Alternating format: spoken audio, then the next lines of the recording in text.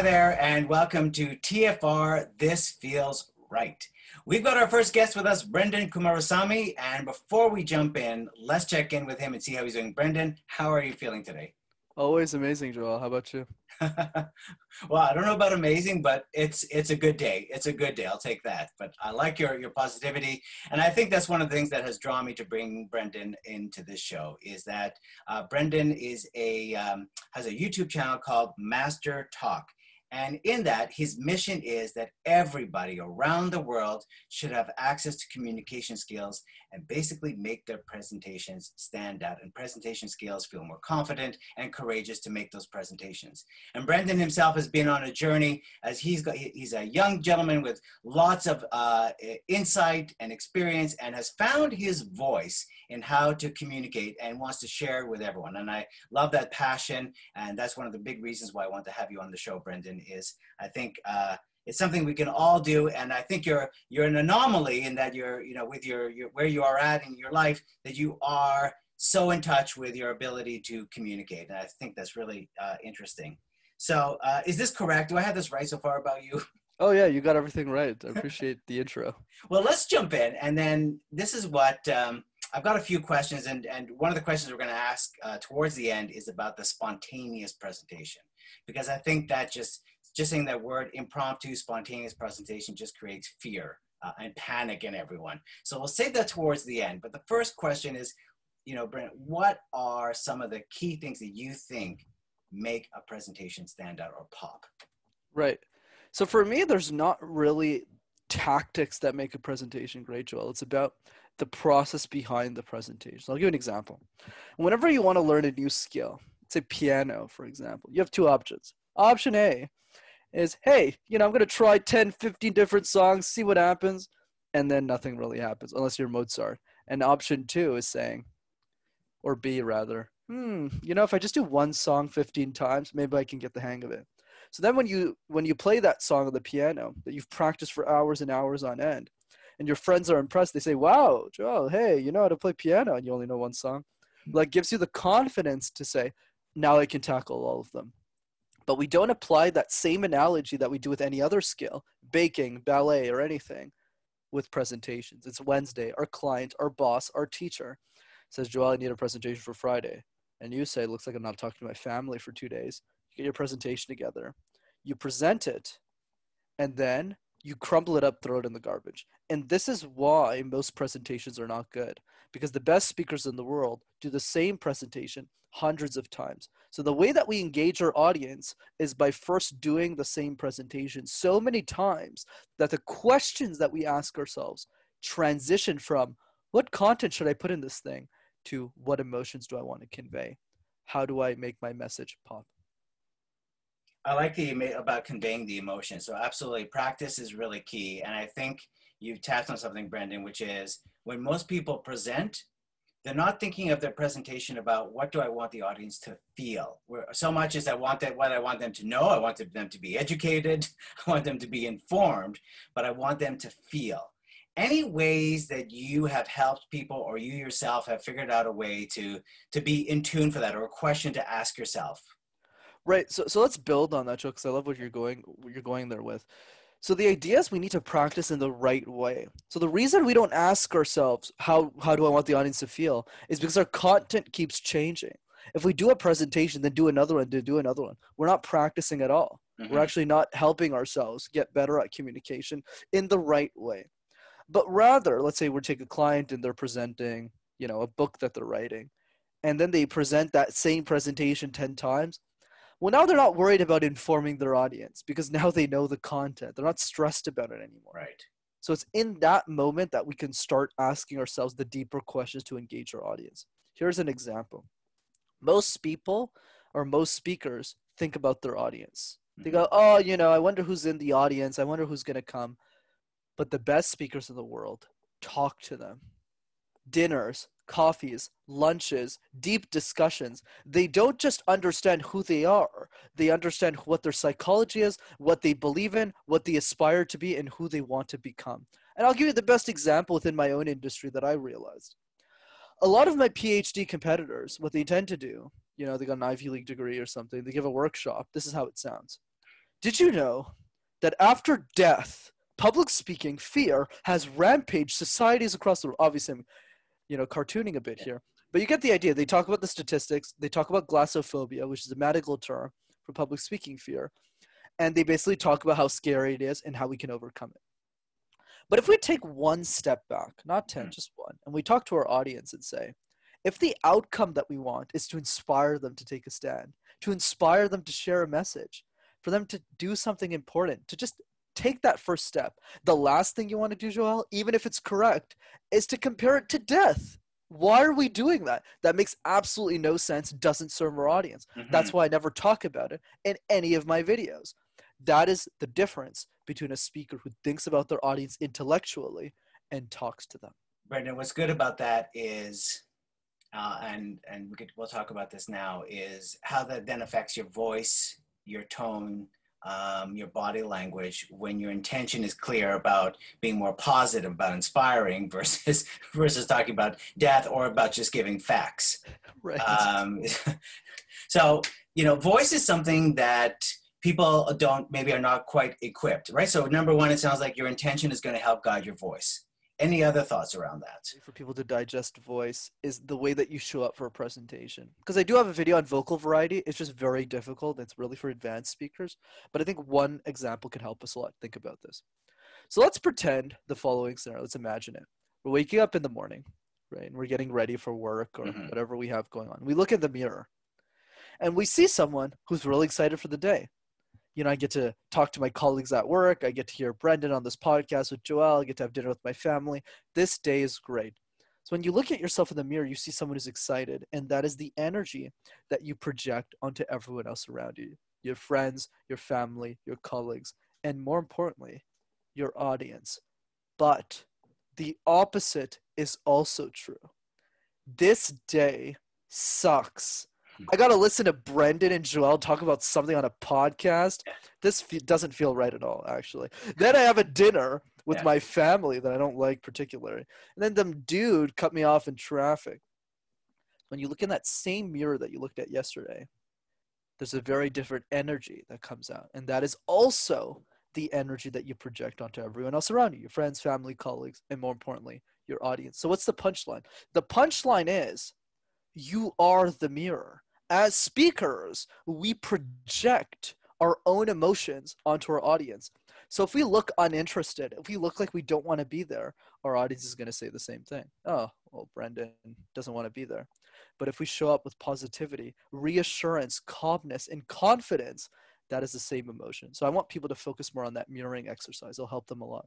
Brenden, that's a really good perspective to realize that, while you're up there, you're the mirror of what people are seeing. And what I like to call that is our unconscious intentions, which is, I know I got to present, but I'm having a really bad day, or I don't like that person that I'm presenting to, or I know I've already judged that they're not going to be interested. And all that is the unconscious intentions, that self-talk that kind of gets in your way. So when you change it to more conscious, and you don't realize it, and you put on that fake smile, but everybody could see the eyes are dead, right? They're busy thinking, they're busy intellectualizing. Right. So this is a really good perspective. Speaking of self-talk, what do you think, let's talk a bit about your background. Like you came into this kind of late to doing presentations. You were basically going to a school which was French being your third language, basically. So this was not your path. So when did you sort of figure this out, that you really enjoy communication skills and you really enjoy helping people do presentations? Absolutely. And just to give more context to the audience. So I live in a city called Montreal in Canada. And in Montreal, it's one of the few cities in the world where most people in the city speak multiple languages, namely French and English. And obviously, I didn't know French. So I went to a French education system, high school, elementary. But because of that, I had to present in a language I didn't even know. So imagine the level of discomfort I had as a speaker. So you're right in the sense, Joel, that for most of my life, come on, a YouTube channel on public speaking? How ridiculous does that sound? But what shifted was when I went to university. So my dream was to get a job in corporate, whether it was a job in management consulting or investment banking or some of those. jobs, mostly to get out of poverty, essentially, because I grew up in a really low middle income household. But in that journey, I needed to master communication. But because the language of the institution shifted and I was studying in English now, I realized I was actually a lot better at communication than I thought I was. Uh-huh. And I was able to refine my skill really quickly. Brenden, you see, that's a really good perspective because my generation would say but in all generations, actually, would actually all say that they don't realize how important communication skills is in business. Everybody's so focused on the knowledge and the data and the logic, but if you can't get that message across, then that's what happens. You're only speaking to a part of that, and that's what the show, of course, is about. Is This Feels Right? Is we can connect to the logic. But we also have to connect to the emotion, which is how we communicate. So the other person says, yeah, this feels right. So really, really good perspective on that. That's really refreshing to hear that. Let's take a little break here, a little what we like to call improv, improve your communication style. We'll take our little break. And then when we come back, Brenden, we'll talk about what, again, creates a lot of panic in people is that impromptu, that spontaneous speech. And I think we've got another exercise you're going to share with us on what you do with that. Is that correct? Absolutely. Okay, great. All right, so let's do our improv, improve your communication style. We're going to do something that's called last word, first word. Okay, last word, first word. So I'll start it off. And whatever I end the sentence with, the last word has to be your first word as you start the story. And then I'll listen for your last word. That'll be my first word. The trick to this is we have to keep to the same theme to the story. Neither of us can hijack it. So we really have to be on our toes as we're presenting and stay within the theme of the story, not get sidetracked, which I think a lot of presenters do when they try to improv. All right, so I'll give us the title for the story. You ready? I think I may have found the best barbecue chicken. That'll be the title for the story. I like it. Let's do it. All right. I think I may have found the best barbecue chicken, but I'm still not sure if I found it. I'm still not sure I found it, so I kept looking through street corners, through cities, through countries, and finally I found it. It was right there. It was a golden sign that spoke to me, and I walked into the restaurant and the aromas took over and they said to me, welcome home. I could remember my trip that I took to Portugal a year before this moment, and I could smell those same spices, those same herbs take over my body. So I walked towards the counter and I had the best barbecue chicken ever. See? Boom. There you go. Bravo, well done. Good. How did that feel for you? That was good. I used to do improv back in the day. Good. Well, really nice display of, we had to listen to each other and really keep to the theme of the story and not hijack it. And that was really good. We were really collaborating, which is so important, again, about knowing your audience. I like that, how you said that about the presentation earlier, which I think is the key here is how can I support this other person? Not just give them information, but how can I support them, make their job even easier? Let's go to master. This is one of your videos that I saw about master spontaneous presentation or impromptu speeches. And I thought, oh, that was a really interesting perspective because people don't talk about that. So can you share with us some thoughts about that? And then I think you have a little exercise that will put it into play. Yeah, for sure. So I think one way of starting the conversation, Joel, is the following. Where does our fear of public speaking even come from? I've spoken to people in New Zealand, South Africa, everywhere, and we're all scared of public speaking. We don't know why. So let me add some clarity there. Where do we give most of our presentations? The answer for most of us is school. We don't wake up one morning and say, hey, Joel, you want to get breakfast and present all day? It doesn't happen. We're sitting in high school, college, university. Teacher gives us a subject, and three things happen. One, we're never passionate about the topic, and we usually never get to pick it. Two, students don't care. Not because they don't care about us, but because they're worried about their own presentation. School is one of the few environments where you're presenting to other people who are presenting after you. So as you're presenting, they're thinking about their own presentation in the same way you're thinking about yours when they present. Teachers, very competent, very well educated, very well intentioned, but also very stressed. 40 students, 2 classes, good luck getting one-on-one coaching. It's really difficult. Yeah. And that behavior gets perpetuated in all subjects, math, sciences, French, English, arts, gym, music, over and over and over again. We're taught to believe that public speaking is a chore. Public speaking is a responsibility. If you're at school, it's tied to a grade. If you're at work, it's tied to a result. And if you fail at any part, you get punished. You get a lower grade. You don't get the promotion at work. And we need to start to view presentations in a way that inspires people, in a way that makes a difference, in a way that allows us to share an idea that matters. And this exercise that I have called the random word exercise helps us think more creatively about presentations and puts us in that discomfort a bit more every day. So just give me a random word. Okay, I will. and then we'll break it down. I like what you're saying about all this because it's true. It's so frustrating when my kids do presentations and I see, they didn't get a good grade, and it was because they didn't have a checklist because their hands were not on the podium or something like that. It's like, what? That's why you didn't get a good grade, because your hands were not on the podium? Joel, I got a B+ in my communications course in business school, and I communicated way better than the teacher. Like, how does this make any sense? Yeah. It's Meshuggah. Yeah. All right, you ready for the random word? Oh, I thought that was the random word. No. That means. No. I was like, what do I do with that? Give me something safer than that. Yeah, please. I'm sort of looking around. I'm thinking. Here we go. Trophy. Awesome.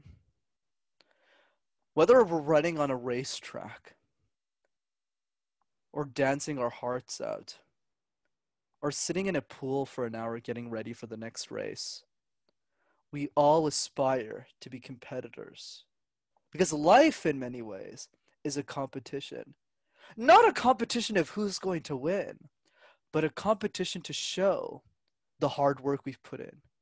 And if we can master that, maybe, just maybe, we'll win the status symbol of any competition, the infamous trophy.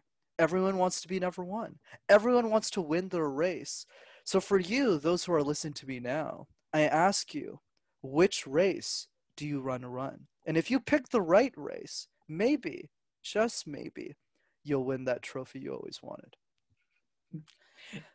Bravo! Thank you. I appreciate that, Joe. Okay, so, nice. And what's good is that you asked a question, right? So that you do a good job, Brenden, of asking these rhetorical questions and to keep people engaged. So let's break that down. You didn't know the word was coming. You managed to make a presentation that appeals to the audience, and you ask these rhetorical questions. And I notice you're using a lot of pausing. You're not rushing yourself. Right, of course, it's simple for people, is do not compare yourself to me. I've done this literally thousands of times. I do it on every podcast I'm on. So naturally, I get a lot of practice, even if I don't want to practice it, right? So the point is, when you start doing the exercise, it's not really important what you do, but that you do it. So when I started doing the random word, and I started looking at couch, I was like, how do I kind of put a couch in a presentation? And then you're going to start to panic.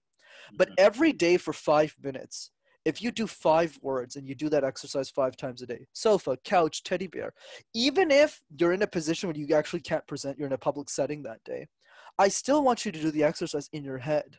So one thing I do when I'm walking on the streets in my city is I look at a child, or I look at a hotel, or I look at a laundry, or I look at the road, and I just say, if I was given this word, how would I make this presentation? Let's say when I look at building the first time, I just go, I don't know, like buildings are places where people work.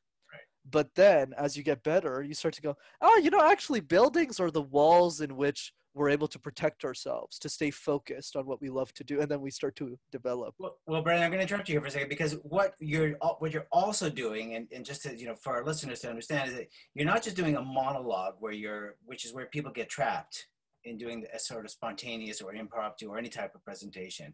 What you're doing is you're finding, why should people care about what you're talking about? Why should people care about the buildings? Why should people care about the children? Why should people care about the trophy? That's very powerful, Joe, and I agree with that analysis. I guess the way I look at it is, at some point, you'll cross over. So let's say, for example, with me, I was that monologue kid for the first year I was doing this exercise. Uh-huh. I'm not sure, suitcase. Why did you give me hippo, John? Or something. Not you, John. I know your name's Joel, but like some random person. But then over time, like you said, then you make that transition. Then you start to do more advanced things. But I love what you said there. I totally agree. And this is a great exercise, random word, as a way to sharpen your skills about, one would be surprised when you give yourself a chance to actually put a presentation together, put some words together, put some thoughts together. And and what I'm hearing you say, Brenden, is you will surprise yourself. The more you do it, the more comfortable you become with vocabulary, with feelings, with direction, and with the questions you ask of the audience. Right. And just to kind of tie a bow on this, to make this super simple for people, I want you all to imagine what's possible in presentations. Because if you can present a random word you were not expecting and still figure something out, imagine when you go back to the presentations that you actually know something in that you've presented hundreds of times. When I first presented my keynote on communication, number one, I was presenting to two people, my mom, my sister, and then my two other friends. But after 300 times of doing that same presentation, you can imagine that it doesn't matter what question I get. I always know the answer because there isn't a question I haven't been asked at this point. Why am I telling you this? I'm telling you this because if you can master the random word exercise, nothing is going to stop you from sharing your ideas with the world. I'm writing this down. This is gold, Brenden, gold. I thought you said goal. I was like, oh, you brought me back to the hockey game. I was like, All right, Brenden, before we go off, where can we find out more about you and Master Talk? Of course, I'm not famous or anything. So for those who want to message me directly, you can message me on Instagram. I'm at Master Your Talk. Any questions, comments, insults, complaints, I'm always happy with anything. I answer everything. YouTube channel is Master Talk in one word. So if you want to learn all of my advanced public speaking tips, I usually don't go over because we don't have 3 hours on a podcast. Feel free to watch all of that stuff as well. Great. Well, listen, thank you so much for your time and this random word, master that random word exercise. Gold. Gold, Brenden. Thank you so much. And we look forward to see you at Master Talk on YouTube or Master Your Talk on Instagram. Exactly. Thank you so much. Thank you so much. This has been TFR, and we will see you next time.